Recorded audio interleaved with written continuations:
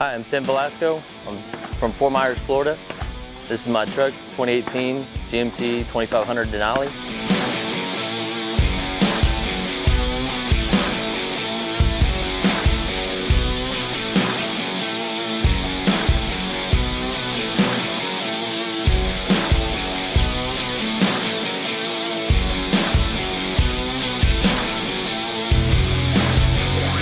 So I had an envision on what I wanted out of the truck, and I wanted some ideas. So I went down to the truck shop down in Naples, Florida to get some ideas from them to help me build what I was looking for. On the front, I got a DB Customs grill, along with the front bodyguard bumpers, paint the match with rigid lighting. I put a 6.5-inch BDS coilover kit.